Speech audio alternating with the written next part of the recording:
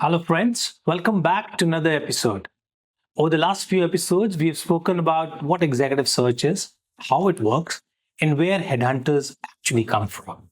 Today, I want to talk about something that we headhunters are also reimagining every day: the future of headhunting.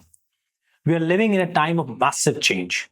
Artificial intelligence, automation, data analytics, LinkedIn's, and remote work have completely transformed how talent is discovered and evaluated. So, the natural question is, what happens to executive search in this new world? Will technology replace headhunters? Will relationships still matter? And will this profession remain relevant in the next decade?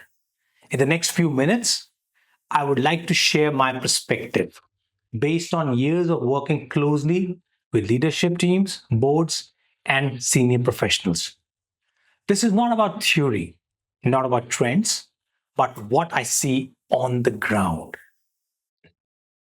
Let me begin with technology first. There is no doubt technology is transforming our industry. Today, anyone can search for leaders on LinkedIn.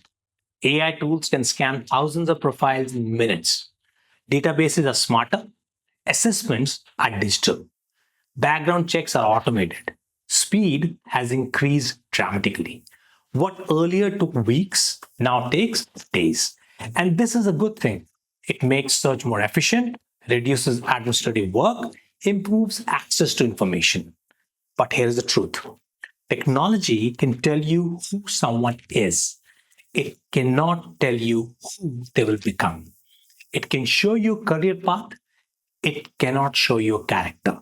It can analyze data, it cannot judge integrity. And leadership is about far more than data. So, yes, technology will become more powerful, but it will remain a tool and not necessarily a decision maker.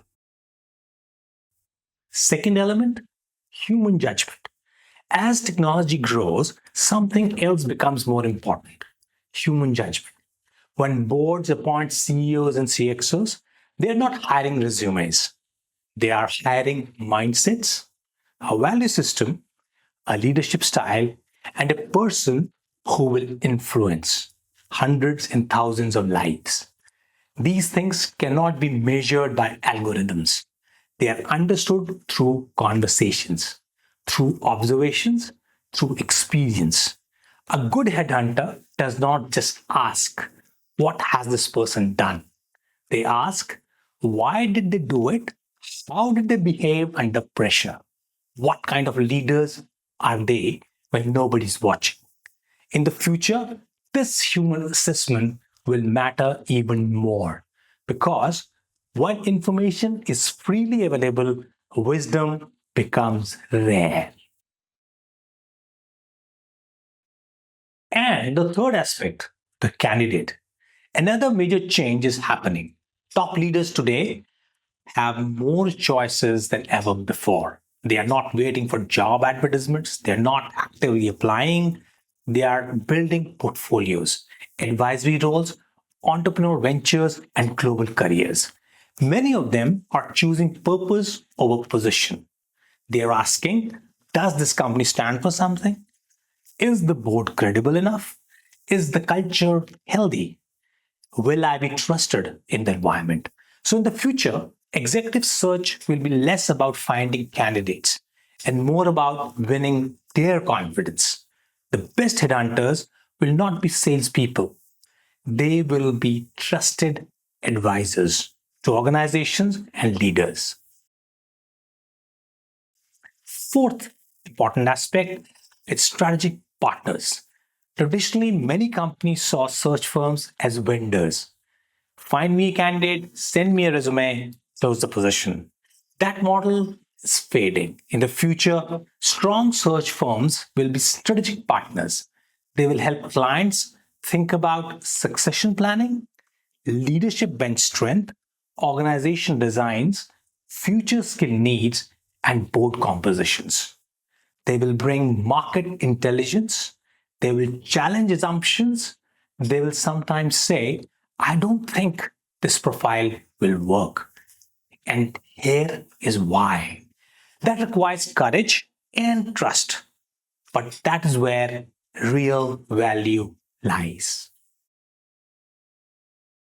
Fifth important aspect is skills of the future. So, what kind of professional will succeed in this future? Not just good researchers or great networkers. Future headhunters must have first business understanding. They must understand strategy and industry dynamics. Second, emotional intelligence. They must read people, not just profiles. Third, data literacy. They must use analytics intelligently. Fourth, ethics. Confidentiality, integrity will become non-negotiable. And lastly, global mindset. Leadership today is borderless. Those who combine all five will thrive. Now, let me talk about what will not change. Despite all this evolution, three things will remain constant. First, trust. Clients will always choose advisors they trust. Second, relationships. Real influence is built over years and not transactions. Third, reputation. In executive search, your name is your biggest asset. Lose it once and it's gone. No technology can replace these. Now, let me end with a personal thought. I truly believe that in the future, the best search firms will not win because they have the biggest databases. They will win because they have the deepest understanding of people and their nuances and businesses. They will not be known for speed alone. They'll be known for judgment, discretion, and long-term thinking.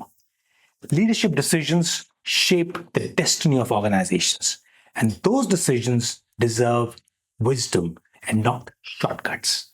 If you're a CEO, a board member, or an HR leader thinking about your leadership for the next decade, I hope this episode has given you something to reflect on. And if you're a young professional entering this field, remember, you're not in the business of filling roles. You're in the business of shaping futures. Thank you for listening, and I look forward to speaking with you once again in the next episode. Thank you.